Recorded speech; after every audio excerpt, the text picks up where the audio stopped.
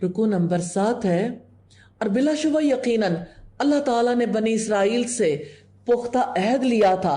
हमने उनमें से 12 को सरदार मुकर्रर किया, और अल्लाह ताला ने कहा कि मैं बिलाशुबा तुम्हारे साथ हूं अगर तुमने नमाज कायम की और ज़कात अदा की और मेरे रसूलों पर ईमान लाए और उनको कुव्वत दी और अल्लाह ताला को कर्ज हसना दिया, तो मैं जरूर बजरूर तुम्हारे गुनाह तुमसे दूर कर दूंगा और तुम्हें जरूर बजरूर जन्नतों में दाखिल करूंगा जिनके नीचे से नहरें बहती हैं। चुनांचे इसके बाद भी तुम में से जिसने कुफ्र किया तो यकीनन वो सीधी राह से भटक गया।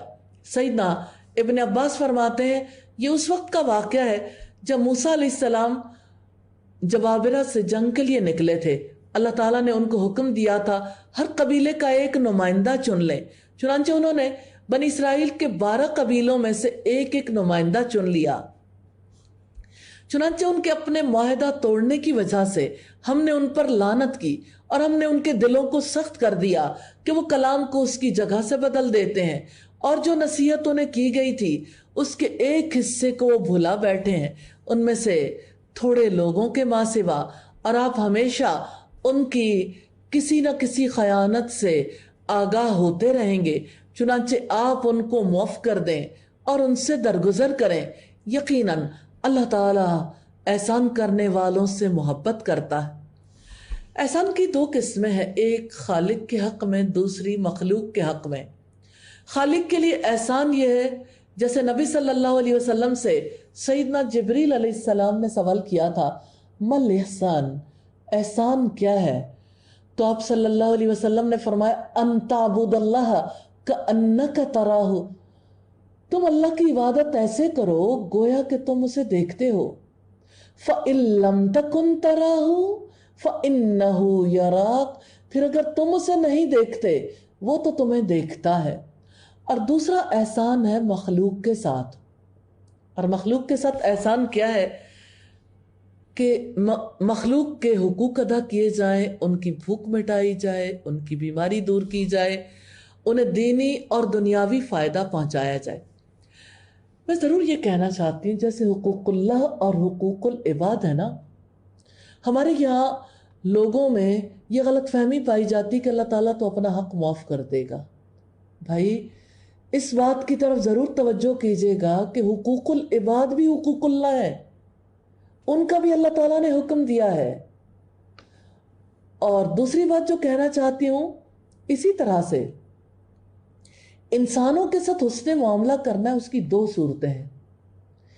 एक, उनके साथ दीनी हुस्ने मामला किया जाए, यानी उन्हें दीन की तालीम दी जाए, उन्हें उनके रब का कुर्ब सिखाया जाए, इबादत के तरीके सिखाए जाए, ज़िंदगी का मकसद समझाया जाए। ये बहुत बड़ा वेलफेयर का काम है। और दूसरा हुस्ने मामला ये है कि उनकी दुनियावी ज़रूरियात पूरी की जाए। मैं समझती हूँ इस बारे में भी ज़रूर जहन में रखिएगा। दुनियावी ज़रूरियात पूरी करने के भी 2 तरीक़े हैं। एक तरीका यह है कि आप सदा किसी को फ़कीर रखें।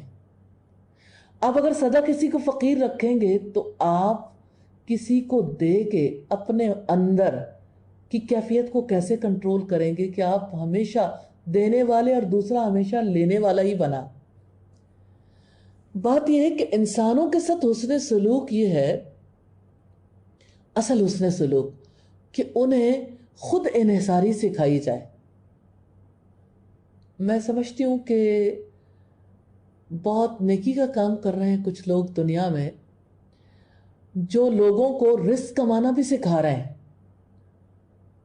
उन लोगों को रिस्क कमाना सिखाना कितना ज़रूरी है जिन लोगों को हाथ फैलाने की आदत पड़ गई। हुस्ने मामला करना है तो उनको सिखाइए, उन्हें सिखाना सबसे ज़्यादा ज़रूरी है, क्योंकि वो लोग जो किसी न किसी एतबार से अपने लिए कुछ करने के काबिल हैं, जो अपने लिए गुजारा कर सकते हैं, उनके लिए भी ज़रूरी है। लेकिन وہ لوگ جو حقیقی ضرورت مند ہیں وہ ایسے لوگ ہیں جن کو لوگ فقیر بنائے رکھتے ہیں. تو انسانوں کے ساتھ حسن معاملہ یہ ہے کہ انہیں فقیر نہ رہنے دیا جائے. یہ اسلام کی پالیسی ہے، یہی عزت نفس کا تقاضا ہے. اور ہم نے ان لوگوں سے بھی پختہ عہد لیا تھا جنہوں نے کہا کہ ہم عیسائی ہیں، پھر جو نصیحت انہیں کی گئی تھی اس کا ایک حصہ وہ بھول گئے، تو ہم نے قیامت کے دن تک ان کے درمیان بغض اور عداوت بھڑکا دی ہے. اور ان قریب اللہ تعالیٰ انہیں خبر دے گا جو کچھ بھی وہ کیا کرتے تھے. عیسائیوں کی عہد شکنی اور اللہ تعالیٰ کی کتاب کو بھلا دینے کا نتیجہ بغض و عداوت، اختلافات، تفرقے بازی، خون ریزی اور جنگوں کی صورت میں نکلا. اے اہل کتاب، یقیناً ہمارا رسول تمہارے پاس آیا ہے جو کتاب الہی میں سے بہت سی چیزیں تمہارے سامنے کھول کر بیان کرتا ہے، اس میں سے جنہیں تم چھپاتے تھے، اور بہت سی باتوں سے درگزر بھی کر جاتا ہے. یقیناً تمہارے پاس اللہ تعالیٰ کی طرف سے ایک روشنی اور واضح کتاب آئی ہے. اس کے ذریعے اللہ تعالیٰ اس کو سلامتی کے راستے کی طرف ہدایت دیتا ہے جو اس کی رضا کے پیچھے چلا، اور وہ اپنے حکم سے انہیں اندھیروں سے نکال کر روشنی میں لاتا ہے اور انہیں سیدھے راستے کی طرف ہدایت دیتا ہے. سیدنا جابر سے روایت رسول اللہ نے فرمایا، میری اور تمہاری مثال اس آدمی کی طرح ہے جس نے آگ جلائی، پتنگے اور پروانے اس میں گرنے لگے اور وہ ان کو اس آگ سے دور ہٹاتا رہتا ہے. میں بھی تمہاری کمروں سے پکڑ پکڑ کر تمہیں جہنم کی آگ سے بچا رہا ہوں، لیکن تم میرے ہاتھ سے چھوٹے جاتے ہو اور نارے جہنم میں گرتے جاتے ہو. صحیح مسلم کی 5958 نمبر روایت. لقد کفر الذین قالوا ان اللہ هو المسیح ابن مریم، بلا شبہ یقیناً ان لوگوں نے کفر کیا جنہوں نے کہا کہ یقیناً مسیح ابن مریم ہی اللہ تعالیٰ ہے. آپ کہہ دو، پھر کون اللہ تعالیٰ سے کسی چیز کا اختیار رکھتا ہے؟ اگر وہ مسیح ابن مریم اور اس کی ماں کو اور جو بھی زمین میں ہے سب کو ہلاک کر دے. وَلِلَّهِ مُلْكُ السَّمَاوَاتِ وَالْأَرْضِ وَمَا بَيْنَهُمَا يَخْلُقُ مَا يَشَاءُ، آسمانوں اور زمین اور ان کے درمیان کی بادشاہت اللہ تعالیٰ ہی کے لیے ہے. وہ جو کچھ چاہتا ہے پیدا کرتا ہے، اور اللہ تعالیٰ ہر چیز پر پوری طرح قدرت رکھنے والا ہے. اللہ تعالیٰ نے ان کے عقیدے کی نفی کی ہے جنہوں نے کہا کہ مسیح ابن مریم ہی اللہ تعالیٰ ہے. ان کے یہاں یہ عقیدہ اچانک پیدا نہیں ہوا تھا، آہستہ آہستہ مذہبی مجالس میں انہوں نے نئے دین کو داخل کیا. عیسیٰ علیہ السلام کے اٹھائے جانے کے بعد ان کے شاگردوں اور پیروکاروں میں پوری طرح توحید موجود تھی. عیسیٰ علیہ السلام کے حالات کے بارے میں جو اناجیل لکھی گئیں ان میں سے ایک اہم انجیل برناباس کی ہے. وہ بتاتی ہے کہ سیدنا عیسیٰ علیہ السلام اللہ تعالیٰ کے رسول ہیں. اس کے بعد ان میں اختلافات پیدا ہو گئے اور 325 عیسوی میں ایک کانفرنس ہوئی جس میں 48,000 مذہبی لیڈر شامل ہوئے. اس مجلس میں سیدنا عیسیٰ علیہ السلام کی الوہیت کو انہوں نے تسلیم کر لیا. اس کے بعد روح القدس کے بارے میں اختلافات پیدا ہوئے. قسطنطنیہ کی پہلی مجلس 381 میں شروع ہوئی تاکہ اختلافات ختم کر دیں. اس مجلس میں اسکندریہ اسقف کے مقابلے پر تھا اور یہ ثابت کیا کہ روح القدس الہ کے سوا کچھ نہیں. اس کی مجلس میں باپ، بیٹے اور روح القدس کی تثلیث قائم ہو گئی. اس کے بعد پھر اختلافات ہو گئے. پھر 413 عیسوی میں ایک مجلس ہوئی جس میں سیدہ مریم کو الہ کا درجہ دیا گیا، یعنی ماں کا درجہ. موجودہ عیسائیت کا بانی پال ہے. اس کے غلط عقیدے کی وجہ سے فسادات ہوئے، عداوتیں ہوئیں، فرقے وجود میں آج تک وہ فرقے موجود ہیں. رکوع نمبر 8 ہے. اور جب موسیٰ نے اپنی قوم سے کہا، اے میری قوم، اپنے اوپر اللہ تعالیٰ کی نعمت کو یاد کرو جب اس نے تم میں سے انبیاء بنائے اور تمہیں بادشاہ بنایا، اور اس نے تمہیں وہ کچھ دیا جو جہانوں میں سے کسی کو نہیں دیا تھا. اللہ تعالیٰ نے امت مسلمہ سے پہلے بنی اسرائیل کا انتخاب کیا تھا. اللہ تعالیٰ کا قاعدہ ہے کہ اللہ تعالیٰ اپنا پیغام پہنچانے کے لیے کسی گروہ کا انتخاب کر لیتا ہے۔ قدیم دور میں یہ اعزاز بنی اسرائیل کے پاس تھا۔ ان کی تاریخ کا تذکرہ کرنے میں بڑی حکمت ہے۔ بنی اسرائیل کی تاریخ بتاتی ہے کہ وہ ہمیشہ حق کے دشمن رہے۔ اللہ تعالیٰ کو یہ علم تھا کہ پوری تاریخ میں یہ مسلمانوں کے دشمن رہیں گے، اس لیے ان کی تاریخ کو کھول کر واضح کر دیا گیا۔ اور دوسرا پہلو یہ ہے کہ ان کے دینی تجربات سے مسلمانوں کو واقف کروا دیا جائے تاکہ مسلمانوں کو پتہ چل جائے ٹھوکریں کہاں لگتی ہیں اور اس کا نتیجہ کیا نکلتا ہے، اس کے اثرات کہاں مرتب ہوتے ہیں اور شیطان کہاں سے حملہ کرتا ہے اور دین میں تبدیلی کہاں سے شروع ہوتی ہے۔ اور تیسرا پہلو یہ ہے کہ جب طویل مذہبی زندگی گزار لیتی ہیں قومیں سنگ دل ہو جاتی ہیں، آنے والی نسلیں ہدایت کے راستے سے ہٹ جاتی ہیں اور مسلمانوں کی تاریخ قیامت تک طویل ہے۔ اندیشہ تھا ایسے حالات آئیں گے جس میں امت گمراہ ہو جائے گی، لہٰذا آنے والے وقتوں میں مصلحین کو پتہ چل جائے گا کہ جب لوگ ہدایت کے راستے سے دور ہو جائیں گے انہیں حق کی دعوت کیسے دی جائے گی، انہیں مایوسی سے کیسے بچایا جائے گا۔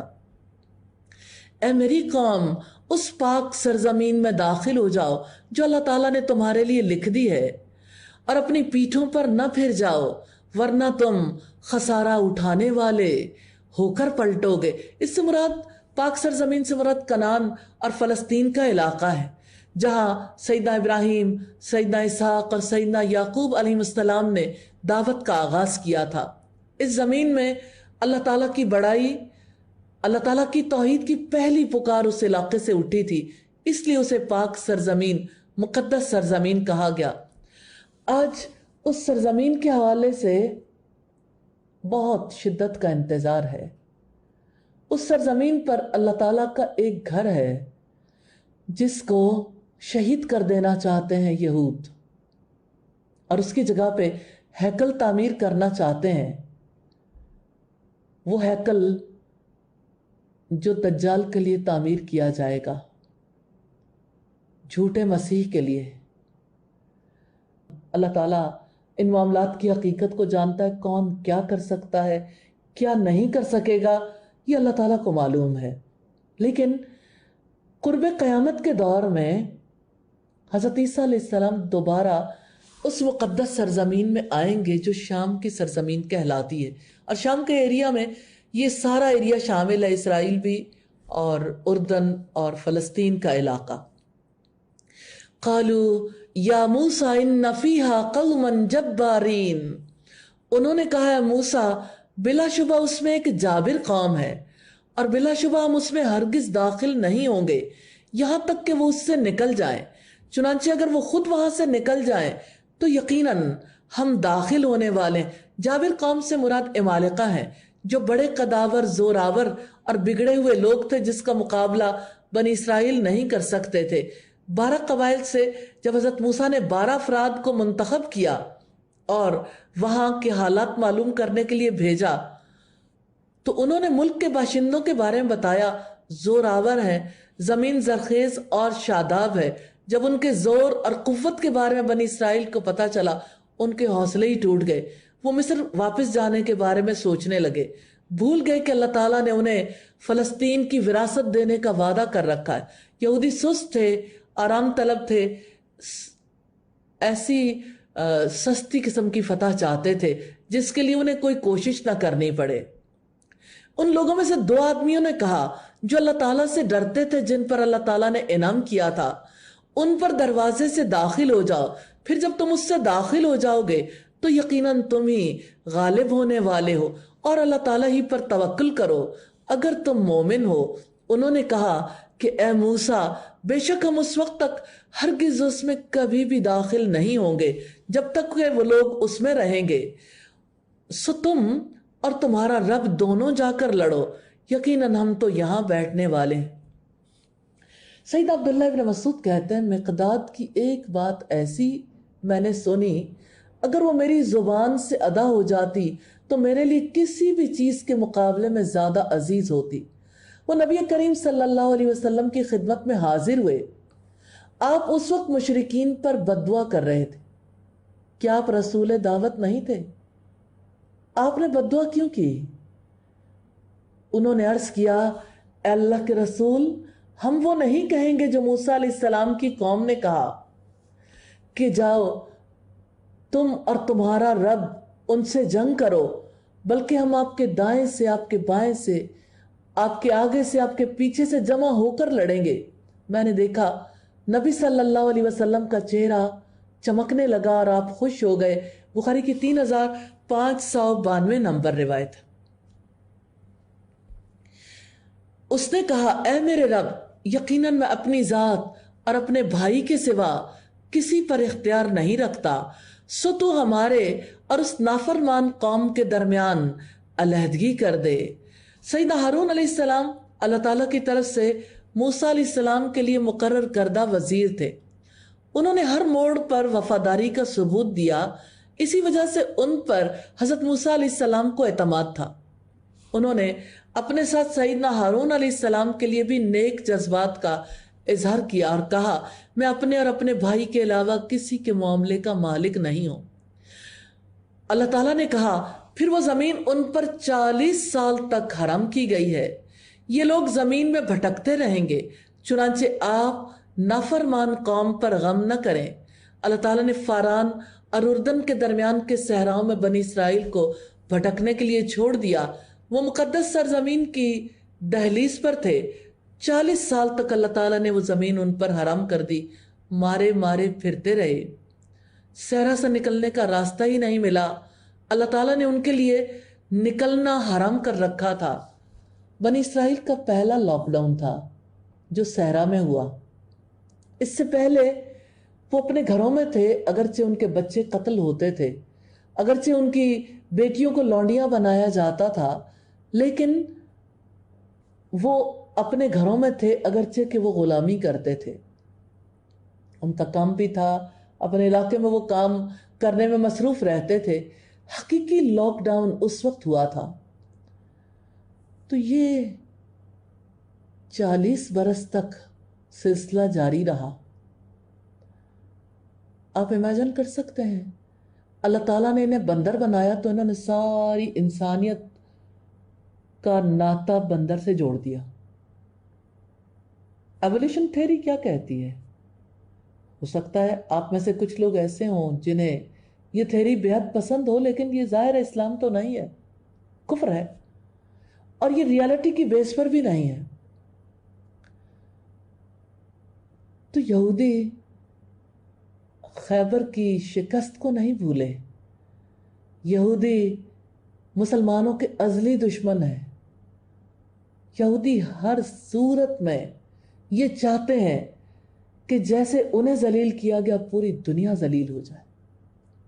इसके लिए वो कोई स्टेप उठाने से नहीं रुकेंगे। और आज के हालात में क्या है, अल्लाह ताला बेहतर जानता है। रुकू नंबर 9 है, और उन्हें आदम के 2 बेटों का बरहक वाकया पढ़कर सुनाओ। जब उन दोनों ने कुर्बानी पेश की तो उन दोनों में से एक की कुर्बानी कबूल की गई और दूसरे की कबूल न की गई। उस पर दूसरे ने कहा, मैं जरूर बजरूर तुझे कत्ल कर दूंगा। उसने जवाब दिया कि बेशक अल्लाह ताला तो सिर्फ मुत्तकियों ही से कबूल करता है। आदम अलैहिस्सलाम के 2 बेटे जिनका नाम हाबील और काबिल था, ये दुनिया की इब्तिदाई हालत थी कि आदम अलैहिस्सलाम के यहाँ एक हमल से लड़की और लड़का पैदा होते, फिर दूसरे हमल से लड़का और लड़की होते। इस तरह एक हमल का लड़का और दूसरे हमल की लड़की, दोनों का निकाह करवा दिया जाता। हाबील की बहन तो खूबसूरत नहीं थी, काबिल की बहन बहुत खूबसूरत थी। काबिल ने चाहा अपनी बहन से ही निकाह कर ले। आदम अलैहिस्सलाम ने मना किया।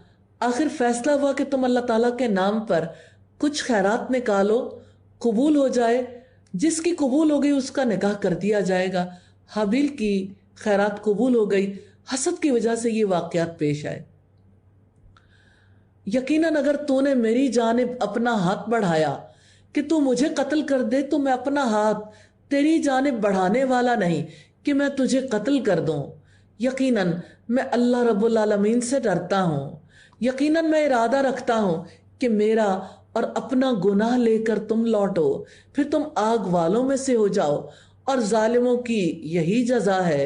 چنانچہ اس کے نفس نے اس کے لیے اس کے بھائی کے قتل کو پسندیدہ بنا دیا تو اس نے اسے قتل کر ڈالا، چنانچہ وہ خسارہ اٹھانے والوں میں سے ہو گیا۔ دنیا میں اب جو بھی قتل کرتا ہے تو اس خون کے گناہ کا کچھ حصہ آدم علیہ السلام کے اس بیٹے کے حصے میں بھی لکھا جاتا ہے۔ پہلا شخص جس نے قتل کے جرم کی ابتدا کی تھی،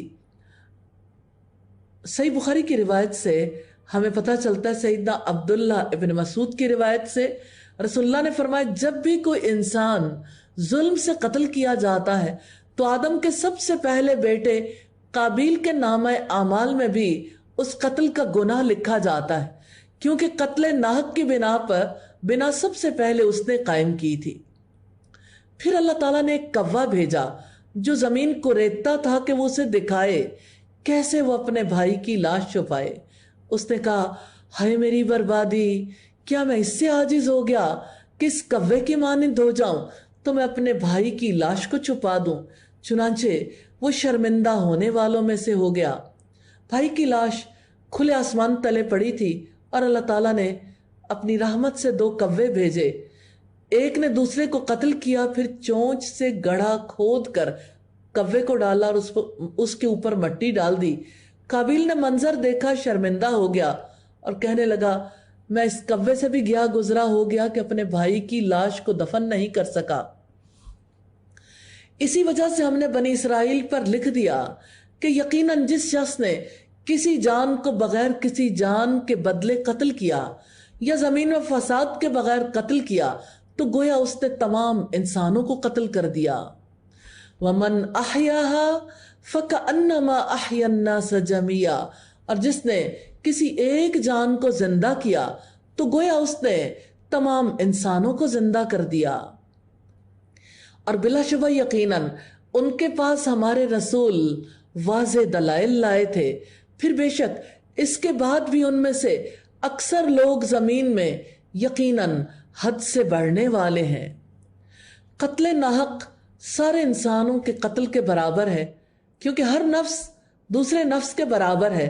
زندگی کا حق ہر انسان کو حاصل ہے۔ کسی انسان سے، ایک انسان سے زندگی چھیننا تمام انسانوں سے زندگی کا حق چھیننا ہے، اور کسی ایک انسان کی زندگی کے لیے کام کرنا گویا تمام انسانوں کو زندگی دینا ہے۔ یقیناً ان لوگوں کی جزا جو اللہ تعالیٰ اور اس کے رسول سے جنگ کرتے ہیں اور زمین میں فساد پھیلانے کی کوشش کرتے ہیں، یہی ہے کہ وہ قتل کر دیے جائیں یا سولی چڑھا دیے جائیں یا ان کے ہاتھ اور پاؤں مخالف سمت سے بری طرح کاٹ دیے جائیں یا انہیں اس سرزمین سے باہر نکال دیا جائے۔ یہ ان کے لیے دنیا میں رسوائی ہے اور آخرت میں ان کے لیے بہت بڑا عذاب ہے۔ یہ آیت محاربہ ہے جس میں شرعی سزاؤں کا ذکر ہے، قتل، سولی چڑھانا، ہاتھ پاؤں مخالف سمت سے کاٹنا، جلا وطن کر دینا۔ بنو نذیر، بنو قینقاع کے ساتھ جو معاملہ رسول اللہ نے کیا وہ قانون محاربہ کے استعمال کی مثال تھی، اور سیدنا ابو بکر نے مانعین زکوٰۃ کی سرکوبی بھی اسی قانون کے ماتحت کی تھی، اور سیدنا عمر نے اپنے دور خلافت میں اسی قانون کے تحت یہود کو عرب سے نکالا تھا، سوائے ان لوگوں کے جنہوں نے اس سے پہلے توبہ کی کہ تم ان پر قابو پا جاؤ تو جان لو یقیناً اللہ تعالیٰ بے حد بخشنے والا، نہایت رحم والا ہے۔ محاربین میں سے جو لوگ حکومت کے ایکشن سے پہلے توبہ کر لیں ان کے خلاف پچھلے رویے کی وجہ سے اقدام نہیں کیا جائے گا۔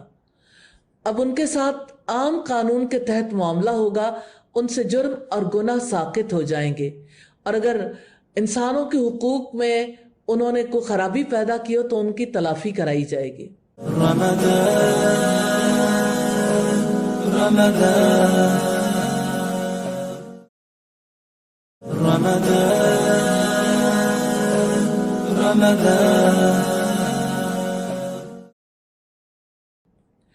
رکو نمبر 10 ہے یا ایھا الذین آمنوا اتقوا اللہ وابتغوا الیہ الوسیلۃ وجاہدوا فی سبیلہ۔ اے لوگو جو ایمان لائے ہو، اللہ تعالیٰ سے ڈر جاؤ اور اس کی طرف قرب تلاش کرو اور اس کی راہ میں جہاد کرو تاکہ تم کامیاب ہو جاؤ۔ بات ہے اللہ تعالیٰ کی جانب سے حکم ہے کہ اس کی طرف وسیلہ قرب تلاش کرو۔ سوال یہ پیدا ہوتا ہے وسیلے سے کیا مراد ہے؟ شرعی وسیلہ وہ ہے جس کا اللہ تعالیٰ نے اپنی کتاب میں حکم دیا ہے، جس کی اللہ تعالیٰ نے وضاحت فرمائی ہے کہ نیک اعمال کو اپنا کر اللہ کا قرب حاصل کیا جا سکتا ہے۔ اور ممنوع وسیلہ یہ ہے کہ ایسے اعمال وسیلہ سمجھ کر اختیار کیے جائیں جو اللہ تعالیٰ کی کتاب اور اس کے رسول کی سنت کے خلاف ہوں، بلکہ شریعت میں اس کی حیثیت حرام یا مکروہ کی ہو۔ اس مقام پر یہ بھی دیکھنے کی ضرورت ہے کہ دنیاوی وسیلے ذرائع کیا حیثیت رکھتے ہیں۔ مثال کے طور پر رزق کمانے کے لیے کوئی تجارت کرتا ہے، کوئی ملازمت کرتا ہے یا اجرت حاصل کرتا ہے، سب جائز ہیں، لیکن رزق کے حصول کے لیے چوری، سود خوری، ذخیرہ اندوزی، خیانت کو اگر کوئی ذریعہ بنائے تو حرام ہے۔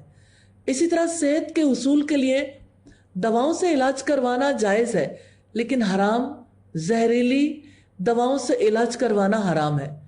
صحت نہ ملنے پر کسی درگاہ پر حاضری دینا، قبر والے کو پکارنا شرک اکبر ہے کہ ایسے لوگوں سے فریادیں کی جائیں۔ نکاح کے لیے پیغام دینا جائز ہے، رشتہ منظور نہ ہونے کی صورت میں کسی جادوگر کے پاس جانا جائز نہیں۔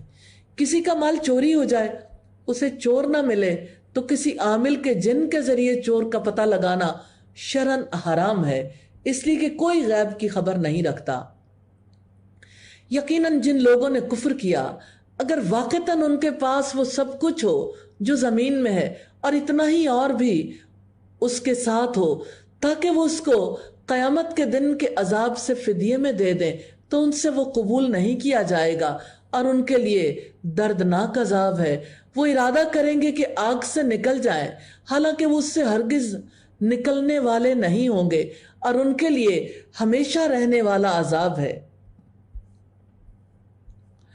اور چوری کرنے والا مرد اور چوری کرنے والی عورت، سو تم دونوں کے ہاتھ کاٹ دو، یہ اس کا بدلہ ہے جو ان دونوں نے کمایا، اور اللہ تعالیٰ کی طرف سے عبرت ہے، اور اللہ تعالیٰ سب پر غالب ہے، کمال حکمت والا ہے۔ چور کی سزا ہے ہاتھ کاٹنے کی۔ اکثر لوگوں کے دل تنگ پڑ جاتے ہیں، اتنی چھوٹی غلطی پر ہاتھ کاٹ دیا۔ ہاں، امن تو ایسے ہی قائم ہوتا ہے۔ وہ علاقہ جہاں پر ہاتھ کاٹنے کی سزا دی جاتی ہے وہاں امن قائم ہو جاتا ہے۔ جہاں قتل کی سزا قتل ہے وہاں قتل نہیں ہوتے، جہاں زنا کی سزا دی جاتی ہے وہاں زنا نہیں ہوتا۔ لیکن اگر رجم کی سزا، کوڑوں کی سزا، ہاتھ کاٹنے کی سزا ختم کر دی جائے تو اب دیکھیے کہ کتنا زمانہ بیت گیا، مجرموں کو چھوٹ ملی رہی، تو کیا پاکستان میں قتل و غارت گری کی ریشو بڑھی یا کم ہوئی؟ جب قاتلوں کو سولی دی جاتی ہے، انہیں قتل کر دیا جاتا ہے، تو قتل کم ہو جاتے ہیں۔ یہ سزائیں اس مقصد کے لیے ہیں کہ خوف پیدا ہو، لوگ عبرت حاصل کریں تاکہ سوسائٹی میں جرم باقی نہ رہے۔ اللہ تعالیٰ نے جو قوانین دیے وہ سب سے بڑھ کر انسانوں کو جاننے والا ہے، بہترین قانون دینے والا ہے۔ پھر جس نے اپنے ظلم کے بعد توبہ کی اور اصلاح کر لی تو یقیناً اللہ تعالیٰ اس کی توبہ قبول کرے گا۔ بے شک اللہ تعالیٰ بے حد بخشنے والا، نہایت رحم والا ہے۔ نبی صلی اللہ علیہ وسلم کے عہد مبارک میں ایک عورت نے چوری کی، اس کا دایاں ہاتھ کاٹ دیا گیا۔ اس نے عرض کی، اللہ کے رسول میری توبہ کی گنجائش ہے۔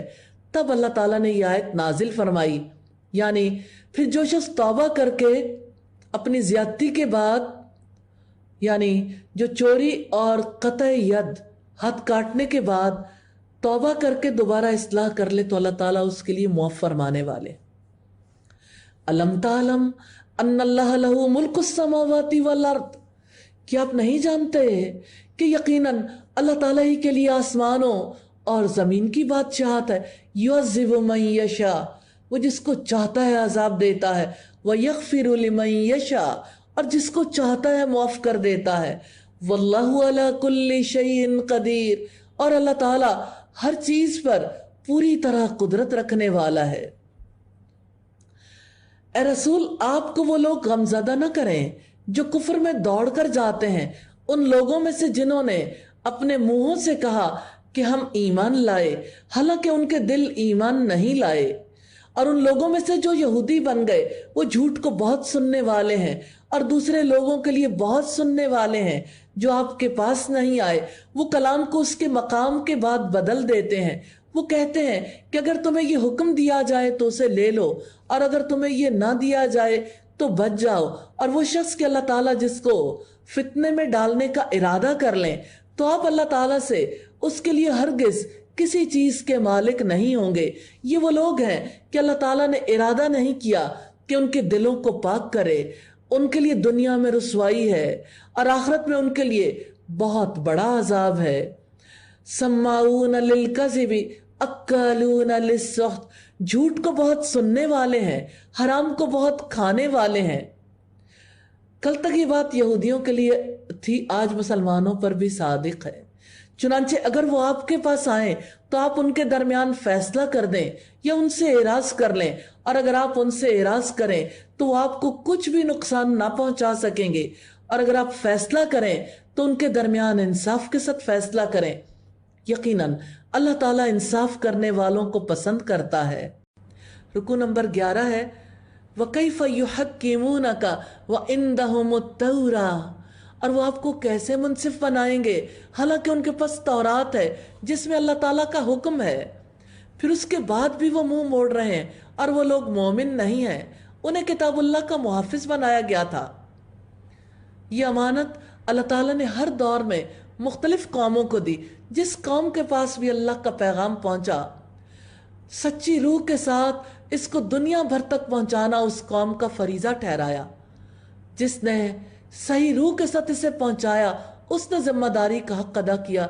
या अल्लाह हमें अपनी जिम्मेदारियों से ओहदा बरा होने की तौफीक अता फरमाना, हमें कुरान पहुंचाने वालों में शामिल कर देना, और इलाही हमसे कबूल फरमा लेना, हमसे राजी हो जाना। यकीनन हमने तौरात नाजिल की जिसमें हिदायत और रोशनी थी।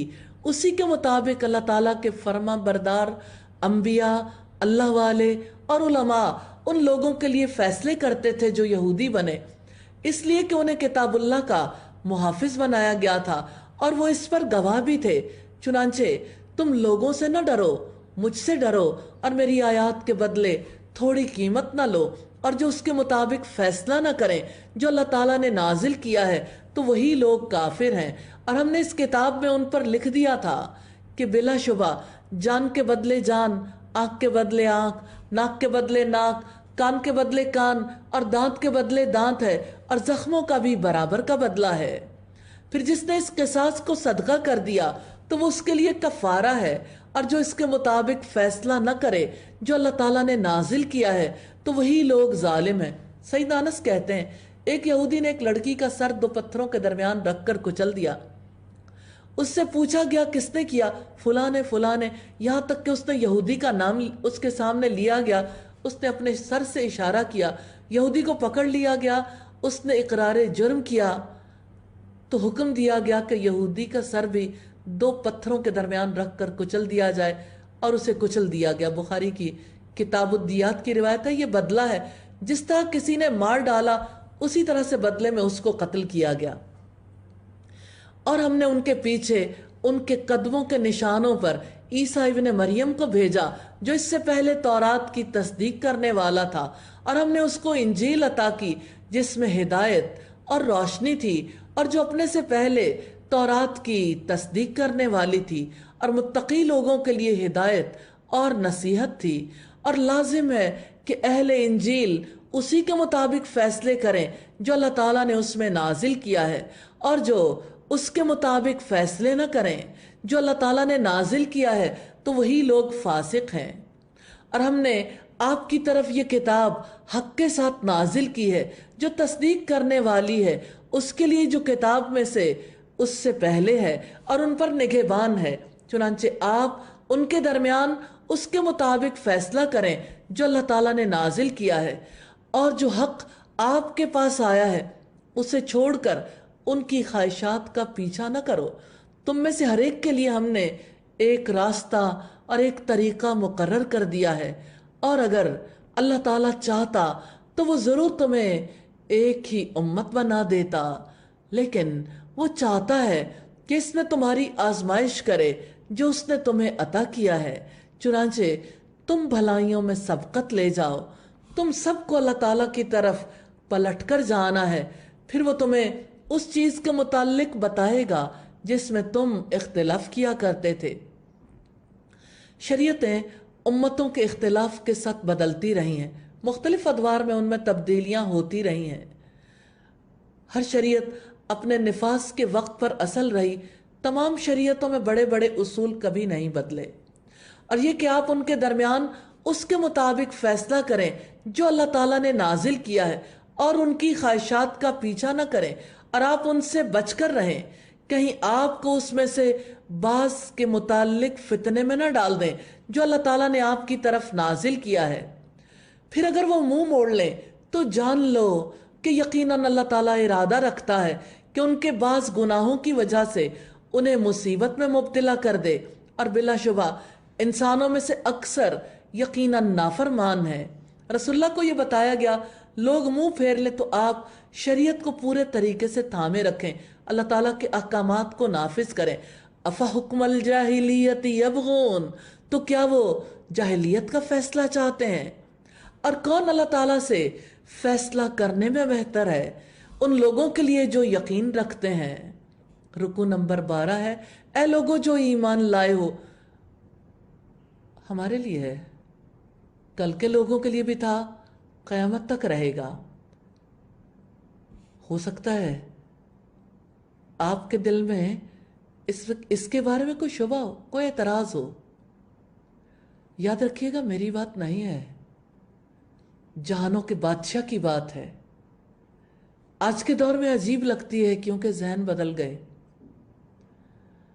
اے لوگوں جو ایمان لائے ہو، لا تتخذوا اليہود والنصارى اولیاء، یہودیوں اور عیسائیوں کو دوست نہ بناؤ، وہ ایک دوسرے کے دوست ہیں، اور تم میں سے جو انہیں دوست بنائے گا تو یقیناً وہ انہی میں سے ہے۔ بلا شبہ اللہ تعالیٰ ظالم لوگوں کو ہدایت نہیں دیتا۔ چنانچہ آپ دیکھیں گے کہ جن لوگوں کے دلوں میں بیماری ہے وہ ان میں دوڑ کر جاتے ہیں، وہ کہتے ہیں ہم ڈرتے ہیں کہ مصیبت کا چکر ہمیں نہ پہنچ جائے۔ پھر ہو سکتا ہے کہ اللہ تعالیٰ فتح کو لے آئے یا اپنی جناب سے کوئی معاملہ لے آئے، تو وہ ان باتوں پر نادم ہو جو انہوں نے اپنے دلوں میں چھپا رکھی تھیں۔ یہاں مرض سے مراد نفاق کا مرض ہے۔ جس شخص کو دین کو غالب کرنے کے لیے اللہ کے وعدوں پر شک ہو تو یہ شک بیماری ہے، یہ ایمان کی کمزوری کی بیماری ہے۔ اور وہ لوگ جو ایمان لائے کہیں گے کیا یہ وہی لوگ ہیں جنہوں نے اللہ تعالیٰ کے نام کی پکی قسمیں کھائیں کہ بلا شبہ وہ تمہارے ساتھ ہیں؟ ان کے سارے اعمال ضائع ہو گئے، چنانچہ وہ خسارہ اٹھانے والے ہو گئے۔ عمل کے برابر ہونے کا انحصار ایمان اور اخلاص پر ہے۔ نفاق کے ساتھ جو دینداری کی نمائش ہوتی اس کا اللہ کے میزان میں کوئی وزن نہیں ہوتا۔ نفاق کے ساتھ پڑھی گئی نمازیں، نفاق کے ساتھ رکھے گئے روزے، کیے گئے صدقے، ذکر سب ضائع ہو گیا۔ یا ایھا الذین آمنوا، اے لوگو جو ایمان لائے ہو، تم میں سے جو بھی اپنے دین سے پھر جائے گا تو اللہ تعالیٰ جلد ہی ایسے لوگوں کو لے آئے گا جن سے وہ محبت کرے گا اور وہ اس سے محبت کریں گے۔ وہ مومنوں پر بہت نرم اور کافروں پر بہت سخت ہوں گے۔ وہ اللہ تعالیٰ کی راہ میں جہاد کریں گے اور کسی ملامت گر کی ملامت سے نہ ڈریں گے۔ یہ اللہ تعالیٰ کا فضل ہے، وہ جسے چاہتا ہے عطا کرتا ہے، اور اللہ تعالیٰ بڑی وسعت والا، سب کچھ جاننے والا ہے۔ سیدنا ابو ہریرہ نے بیان کیا، رسول اللہ نے فرمایا، اللہ تعالیٰ فرماتا ہے جس نے میرے کسی ولی سے دشمنی کی میرا اس کے خلاف اعلان جنگ ہے۔ وَمَا يَزَالُ عَبْدِي يَتَقَرَّبُ إِلَيَّ بِالنَّوَافِلِ، اور میرا بندہ برابر جن جن عبادتوں سے میرا قرب حاصل کرتا رہتا ہے، اور میرا بندہ برابر نفل عبادات کے ذریعے سے میرا قرب حاصل کرتا رہتا ہے، حتیٰ کہ میں اس کے ہاتھ بن جاتا ہوں جن سے وہ پکڑتا ہے، اس کے کان بن جاتا ہوں جن سے وہ سنتا ہے، ان کی آنکھیں بن جاتا ہوں جن سے وہ دیکھتا ہے، اور اس کے پاؤں بن جاتا ہوں جس سے وہ چلتا ہے۔ تو یہ بندے اور رب کے درمیان تعلق ہے۔ اور اللہ تعالیٰ فرماتے ہیں اگر وہ کسی دشمن سے یا شیطان سے میری پناہ کا طالب ہوتا ہے میں اسے محفوظ رکھتا ہوں۔ یا اللہ ہم سب کو شیطان کے شر سے بچا لے، اور میں جو کام کرنا چاہتا ہوں اس میں مجھے اتنا تردد نہیں ہوتا جتنا کہ مجھے اپنے مومن بندے کی جان نکالنے میں ہوتا ہے۔ وہ تو موت کو جسمانی تکلیف کی وجہ سے پسند نہیں کرتا، اور مجھ کو اسے تکلیف دینا برا لگتا ہے۔ صحیح بخاری کی 6502 نمبر روایت ہے۔ یقیناً تمہارے دوست اللہ تعالیٰ، اس کا رسول اور ایمان والے ہی ہیں جو نماز قائم کرتے ہیں اور زکوٰۃ ادا کرتے ہیں، اور وہ رکوع کرنے والے ہیں۔ اور جو اللہ تعالیٰ کو اور اس کے رسول کو اور ایمان والوں کو دوست بنائے گا تو یقیناً اللہ تعالیٰ کی جماعت ہی غالب آنے والی ہے۔ رکوع نمبر 13 ہے، اے لوگو جو ایمان لائے ہو، کافروں کو اور ان لوگوں کو جنہیں تم سے پہلے کتاب دی گئی اپنا دوست نہ بناؤ۔ انہوں نے تمہارے دین کو مذاق اور کھیل بنا رکھا ہے، کل بھی بناتے تھے آج بھی۔ اور تم اللہ تعالیٰ سے ڈرو اگر تم مومن ہو۔ اور جب تم نماز کے لیے اذان دیتے ہو تو یہ اسے مذاق اور کھیل بنا لیتے ہیں، یہ اس وجہ سے ہے کہ بلا شبہ وہ ایسے لوگ ہیں جو سمجھتے نہیں۔ کہہ دو کہ اے اہل کتاب، نہیں تم ہم سے انتقام لیتے ہو سوائے اس کے کہ ہم اللہ تعالیٰ پر ایمان لائے، اور اس پر بھی جو ہماری طرف نازل کیا گیا، اور اس پر بھی جو اس سے پہلے نازل کیا گیا، اور بلا شبہ تم میں سے اکثر لوگ نافرمان ہیں۔ اہل کتاب کی مسلمانوں سے ناراضگی اور بگاڑ کا سبب یہ ہے کہ مسلمان اللہ تعالیٰ پر، اس کی کتابوں پر ایمان رکھتے ہیں، اور اہل کتاب ہر دور میں جھٹلاتے رہے۔ صلیبی جنگوں کے بعد اہل کتاب نے تبلیغ کرنے کی بہت کوشش کی، عیسائیت کی تبلیغ انہوں نے کی، پھر مسلمانوں کے اندر یہ بات پھیلا دی کہ اب تو انسانیت نے ترقی کر لی، روشن خیالی کا دور ہے، اب مذہبی جنگوں کا کوئی امکان نہیں۔ مسلمانوں نے بھی دینی کشمکش اور دین کی نئی زندگی کے بارے میں سوچنا چھوڑ دیا، تو اہل کتاب نے مسلمانوں پر جنگیں مسلط کر دیں۔ یا اللہ ہمیں اپنی پناہ میں لے لینا ان تمام خفیہ تدابیر سے اور ان تمام سازشوں سے جو اسلام کے دشمن ہر دور میں کرتے رہے، آج بھی کر رہے ہیں۔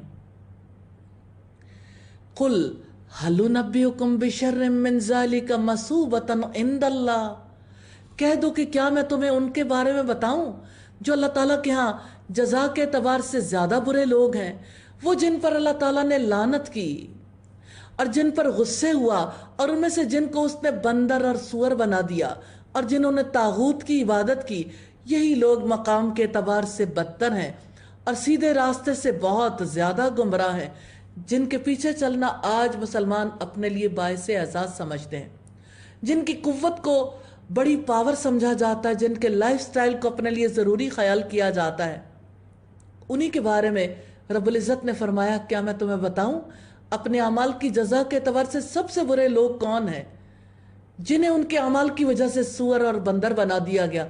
آج اللہ تعالیٰ سے مشکل نہیں ہے، جو کرونا بھیج کے پوری دنیا میں لاک ڈاؤن کروا سکتا ہے، آج پوری دنیا دہشت اور خوف میں مبتلا ہے، کیا وہ دوبارہ صورتیں مسخ نہیں کر سکتا؟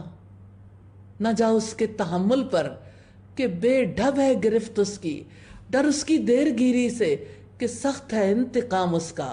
اور وہ جب آپ کے پاس آتے ہیں تو کہتے ہیں کہ ہم ایمان لائے ہیں، حالانکہ یقیناً وہ کفر کے ساتھ ہی داخل ہوئے تھے اور یقیناً اسی کے ساتھ ہی نکل گئے، اور اللہ تعالیٰ اس کو زیادہ جانتا ہے جو وہ چھپاتے تھے۔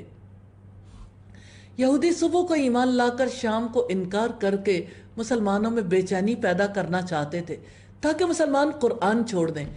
آج یہودی کیا چاہتے ہیں؟ آج بھی تو یہی چاہتے ہیں، مسجد چھوڑ دیں، نماز چھوڑ دیں۔ اور آپ ان میں سے اکثر کو دیکھیں گے کہ وہ گناہ میں اور زیادتی میں اور حرام کھانے میں دوڑ دھوپ کرتے ہیں۔ यकीनन बुरे काम हैं जो वो करते हैं।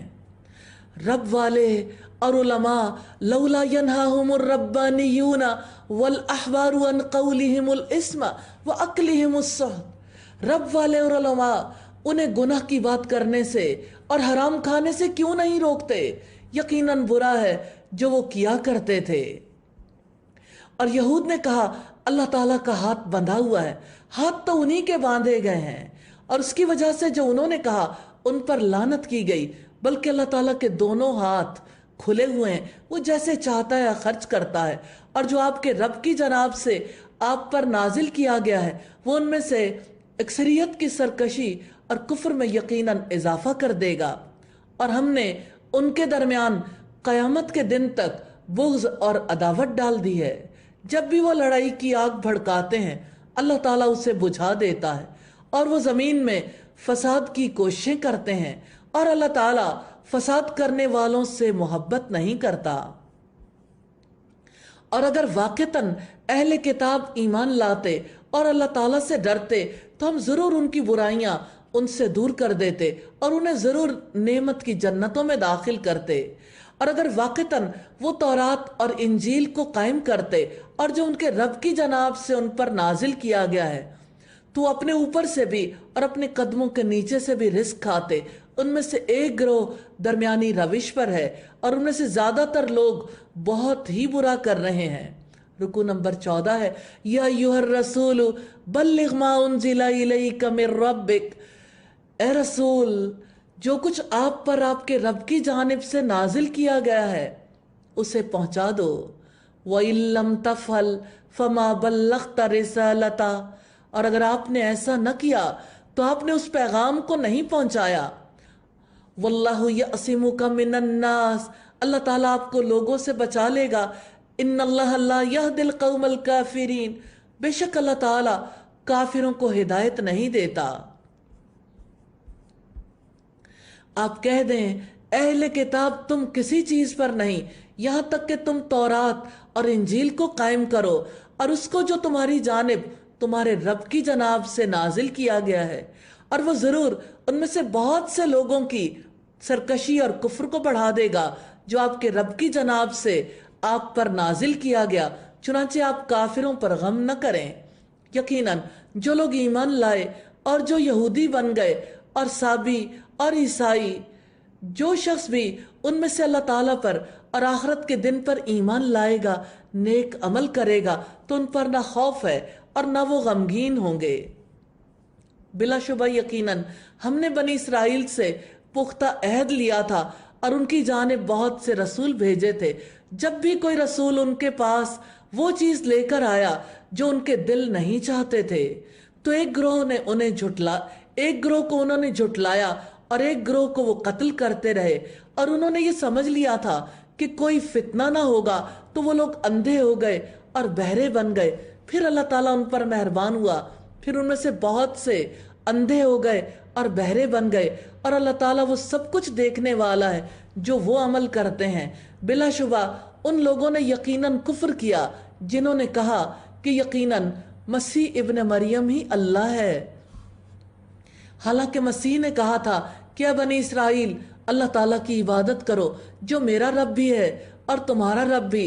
और यकीनन जिसने अल्लाह ताला के साथ शिर्क किया तो यकीनन उस पर अल्लाह ताला ने जन्नत हराम कर दी है और उसका ठिकाना आग है और जालिमों का कोई मददगार नहीं। अल्लाह ताला ने नसारा के कुफ्र के बारे में आगाह किया है, जिसकी बुनियाद ये थी कि सैयदना ईसा अलैहिस्सलाम की माँ ने उनको बगैर बाप के जन्म दिया। तो आदम अलैहिस्सलाम को तो अल्लाह ताला ने माँ और बाप दोनों के बगैर पैदा किया था। बिलाशुबा यकीनन उन लोगों ने कुफ्र किया जिन्होंने कहा कि अल्लाह ताला तीन में से तीसरा है, हालांकि उस एक ही माबूद के सिवा और कोई माबूद नहीं। और अगर वो उस बात से बाज ना आए जो वो कहते हैं, तो उन लोगों में से जिन्होंने कुफ्र किया है उन्हें ज़रूर दर्दनाक अजाब पहुंचेगा। यहाँ नसारा की तकज़ीब की जा रही है जो अकानीम सलासा का अकीदा रखते हैं। तो क्या वो अल्लाह ताला से तौबा नहीं करेंगे? अफला यतूबूना इलल्लाहि व यस्तगफिरूना। तो क्या वो अल्लाह ताला से तौबा नहीं करेंगे और वो उससे बख्शिश नहीं मांगेंगे? अल्लाह ताला तो उसको भी बख्श देता है जिसके गुनाह झाग के बराबर हों, समंदर की झाग के बराबर हों। और अल्लाह ताला बेहद बख्शने वाला, निहायत रहम वाला है। अल्लाह ताला का बंदों के साथ ये निहायत मग़फ़िरत का, फ़ज़ल और रहमत का मामला है। बड़े गुनाहों के बावजूद उन्हें तौबा और इस्तिग़फ़ार की तरफ बुलाता रहता है। मसीह इब्न मरियम तो सिर्फ एक रसूल है, यकीनन इससे पहले भी बहुत से रसूल गुजर चुके हैं। और उसकी माँ सिद्दीक़ा थी, वो दोनों खाना खाते थे। आप देखें हम कैसे उनके लिए निशानियां खोलकर बयान कर रहे हैं, फिर आप देखें कि वो किधर से फिराए जा रहे हैं। आप कह दें, क्या तुम अल्लाह ताला को छोड़कर उनकी इबादत करते हो जो तुम्हारे नुकसान का इख्तियार रखते हैं और ना ही नफ़े का। और अल्लाह ताला सब कुछ सुनने वाला और सब कुछ जानने वाला है। आप कह दें, अहले किताब अपने दीन में नाहक हद से न बढ़ो और उस कौम की ख्वाहिशात के पीछे न चलो जो इससे पहले यकीनन गुमराह हो चुके, और बहुत सौ को उन्होंने गुमराह कर दिया और वो भी सीधे रास्ते से गुमराह हो गए। यह दलील है कि दीन में गुलूफ करना जायज़ नहीं, जैसा कि बहुत से लोग तहारत में गुलूफ करते थे। इब्न अब्बास से रिवायत है, उन्होंने मिंबर रसूल पर हज़रत उमर को कहते सुना था कि मैंने नबी सल्लल्लाहु अलैहि वसल्लम से सुना, आपने फरमाया, मुझे मेरे मर्तबे से ज़्यादा ना बढ़ाओ, जैसे ईसा इब्न मरियम को नसारा ने उनके मर्तबे से ज़्यादा बढ़ा दिया। मैं तो सिर्फ अल्लाह का बंदा हूँ, इसलिए यही कहा करो मेरे मुतालिक कि मैं अल्लाह का बंदा और उसका रसूल हूँ। सही बुखारी की 3445 नंबर रिवायत है। आखिरी आयात है, लुइनल्लज़ीना कफ़रू मिन बनी इसराइल अला लिसानी दाऊद व ईसा इब्न मरियम। बनी इसराइल में से उन लोगों पर जिन्होंने कुफ्र किया, दाऊद अलैहिस्सलाम और ईसा इब्न मरियम की ज़ुबान से लानत की गई। ये इस वजह से है कि उन्होंने नाफरमानी की और वो हद से गुजर जाते थे। वो एक दूसरे को बुराई से मना नहीं करते थे, जिसको वो कर लेते थे यकीनन बहुत ही बुरा है जो वो कर रहे थे। तारिक बिन शिहाब से रिवायत है कि ईद के दिन सबसे पहले नमाज से पहले जिस शख्स ने खुतबा शुरू किया वो मरवान था। एक आदमी खड़ा होकर मरवान से कहने लगा, नमाज खुतबे से पहले होनी चाहिए। मरवान ने जवाब दिया, वो दस्तूर अब छोड़ दिया गया। हाजरीन में से अबू सईद बोले, इस शख्स पर शरीयत का जो हक था वो इसने अदा कर दिया, अब चाहे मरवान माने या ना माने। मैंने खुद रसूलुल्लाह को फरमाते सुना कि जो शख्स तुम में से कोई बात शरीयत के खिलाफ देखे तो उसको हाथ से बदल दे, ऐसा मुमकिन ना हो तो जुबान से ऐसा करे, ये भी मुमकिन ना हो तो दिल से बुरा जाने, और ये ईमान का कमज़ोर तरीन दर्जा है। सही मुस्लिम की 177 नंबर रिवायत है।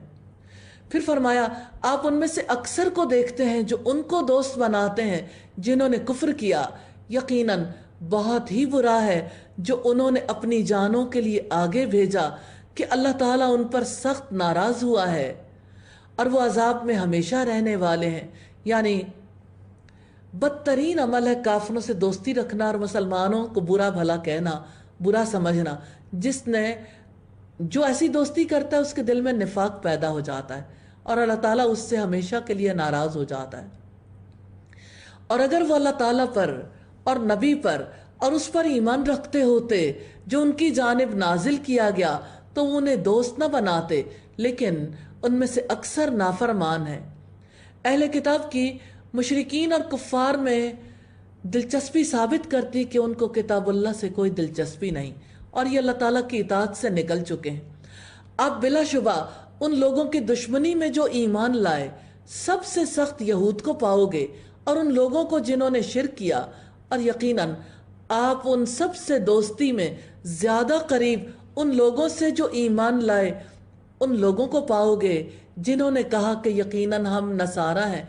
उसकी वजह यह है कि यकीनन उनमें उलमा हैं और राहब हैं और बिलाशुबा वो तकब्बुर नहीं करते। उलमा इल्म वालों को कहते हैं और राहब तारिक दुनिया फ़कीर हैं। इबादत गुजार आलिम और तारिक दुनिया फ़कीर ईसाइयों में पाए जाते हैं, इस वजह से उनमें गुरूर नफ्स नहीं है। सैयदना सईद बिन जुबैर कहते हैं इनमें اصحاب نجاشی شامل ہیں۔ نجاشی حبشہ کا بادشاہ تھا، اور عبادت کے ساتھ علم ایسی چیز ہے جو دل کو لطیف بنا دیتی ہے، دل نرم ہو جاتے ہیں، سختی دور ہو جاتی ہے۔ یہود کی سی سختی عیسائیوں میں نہیں، اور نہ مشرکین کی طرح کی سختی ان میں پائی جاتی تھی۔ الحمدللہ الحمدللہ الذی بنعمتہ تتم الصالحات۔ الحمدللہ چھٹا پارہ کمپلیٹ ہوا۔ اللہ تعالیٰ سے دعا ہے ہماری کمیوں کوتاہیوں کو معاف کر دے، اور اللہ تعالیٰ ہمیں اس کا سچا فہم دے اور عمل کرنے کی توفیق عطا فرمائے۔ وآخر دعوانا ان الحمد للہ رب العالمین۔